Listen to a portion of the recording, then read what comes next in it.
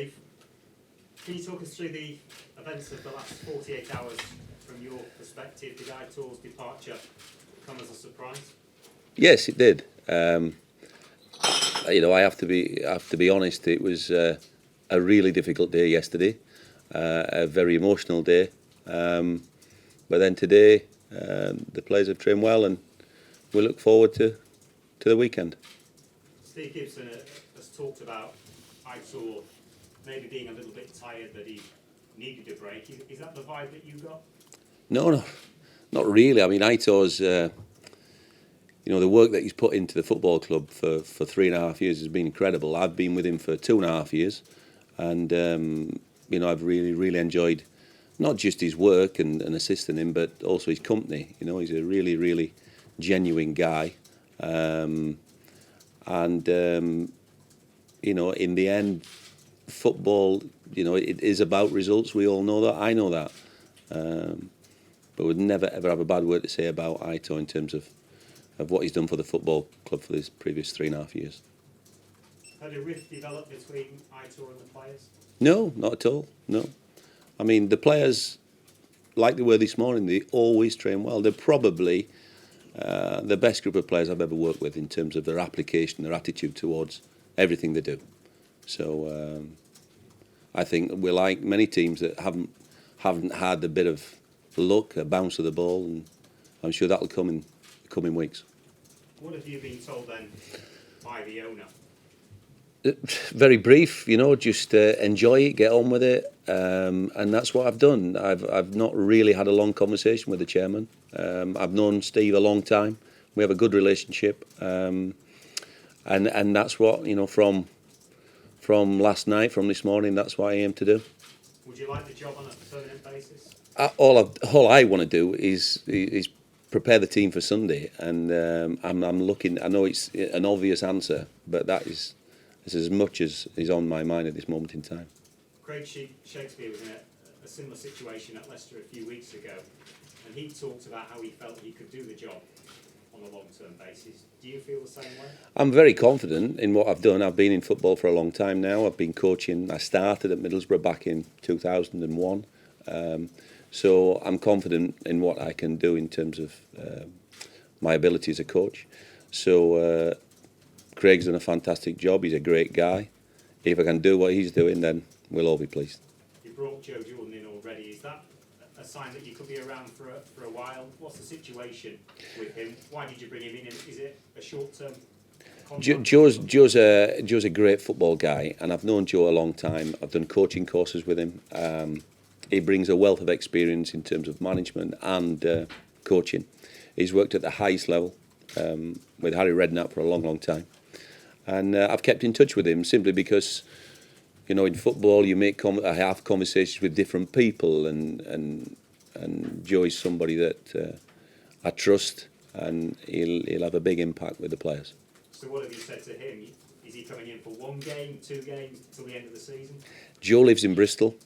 When I made the phone call, he was in the car. He was here 6 hours later. So that tells you everything about Joe. In terms of the game then this weekend, will you change the approach? As I said earlier, the players train really well every day. There's never a problem with their attitude towards the work. It's obvious to everybody that we need to score a goal and we need to win a game. Everybody has different ideas in football. That's what it is. It's a very opinionated game. I see myself as being a creative coach, and slowly but surely, I know that I'm capable of drip feeding ideas into the group that will pay dividends. Hi Steve, Rob from Premier League Productions. Hi Rob.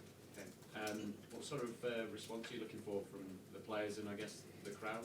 Just positive, and I felt that in the building this morning, even walking up and down the corridors, in the breakfast room, on the training ground. And I have to say, I think the supporters this season have been absolutely first class. The atmosphere at the Riverside has been rocking, and it took a long time to get us back in there. And I think, I know that everybody wants to stay there. So just a positive attitude, lots of smiling faces. I just think, and to create a hard-working, enjoyable environment breeds success. Are you pleased to hear that Jose Mourinho's kind of accepted defeat? Listen, he's the best coach in the world, in my opinion. So it'll be a tough game, and one we're all looking forward to. Yeah, how impressed have you been with Manchester United recently? Good, yeah, they're very good. They've got a top coach, they've got top players, they're very well organised, they have pace, they have technical ability. They've played a lot of games, obviously, recently. And they're going well in both in the league and the cup competitions this season. Can you capitalise on that, the fact that they have had a number of games, because that seems to be his main issue at the moment? Yeah, I think the fact that we have had a free week has to be a benefit for us. So if we can use that, then great. You touched on how long you've been coaching and been associated with Middlesbrough on and off. Is it fair to say you feel you've kind of served your time? I think so, yeah. It's something I've always wanted to do. I have had opportunities in the past. I've never felt they were quite right.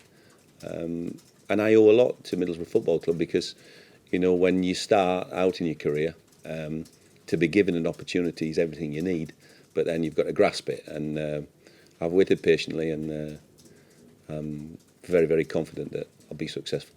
Do you see yourself as sort of a manager or a head coach? Is there a difference nowadays? I think the head coach title's come in now simply because the management job is so difficult and people can take a lot of weight off your shoulders in terms of that responsibility. So coaching is what I enjoy. And just finally, for me, being from the area, as you say, and being associated with the club for so long, is this something of a dream job for you? Obviously a big opportunity. Of course, yeah. It's a massive opportunity, and I'll keep repeating what I'm really, really looking forward to. Thank you very much. Thank you. Steve, kind of before yesterday and after yesterday, do you still maintain the belief that what you've got in that changing room is enough to steer clear of trouble? Absolutely, yeah. I think the players understand where we are and what we need to do to get out of the situation we're in. But they also realise that, we've played some really, really good football. We've played well against a lot of the top teams. We've shown fighting spirit only the other week against Everton. So they're more than capable, and it's they have a real tight, like any team off the back of a promotion, a real tight knit group and togetherness. I suppose one of the advantages of your situation is you know all the people, the personalities, you know them as footballers, you know what was working, and perhaps you've got an idea of maybe what wasn't working so well. Yeah, I think I have a clear view of exactly what's needed, and that's what I aim to deliver. In these situations when there's managerial changes, usually what you find is that the home crowd in the next game is going to come out fighting, and that's surely something that you can use. Yeah, but I think the crowd have been like the whole season.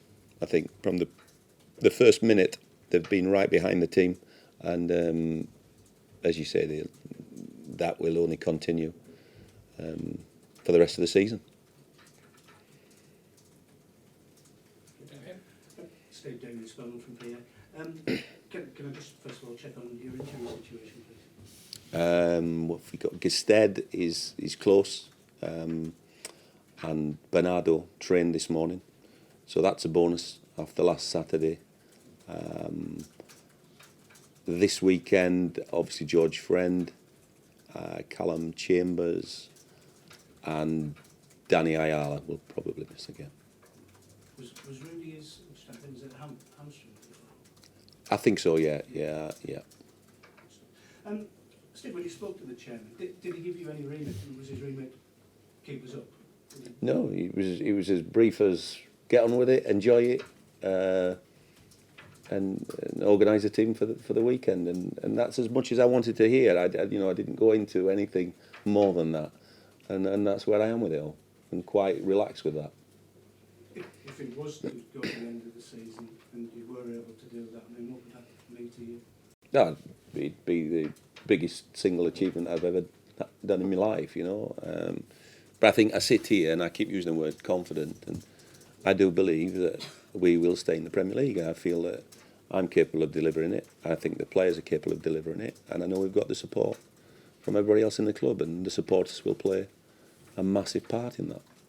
When this opportunity has come about, obviously because of Michael's departure, would you, around this time, have been looking to take the step into management in your own right? I think they would. Yeah, it was very, very close for me. You know, it's not ideal the circumstances the way it's happened, but yeah, it was around the corner, should I say? When you had a game at the Helm in very unusual circumstances last season, what's different this time around? All I want to do is look forward. And I know it's a stock answer, but that's how I think. I'm quite a positive guy in anything I do. And the most important thing on my mind is the group of players tomorrow morning and preparing for the game on Sunday. You talked about Jose Mourinho earlier. You've been very impressed with him. Roy Keane didn't seem particularly impressed last night. Have you seen this? I haven't, but that's Roy. He's quite opinionated, and he was a top player, and he was a good manager. You know, he managed up the road at Sunderland, did very well. So this game of football is all about opinions, and highly respected people have strong opinions.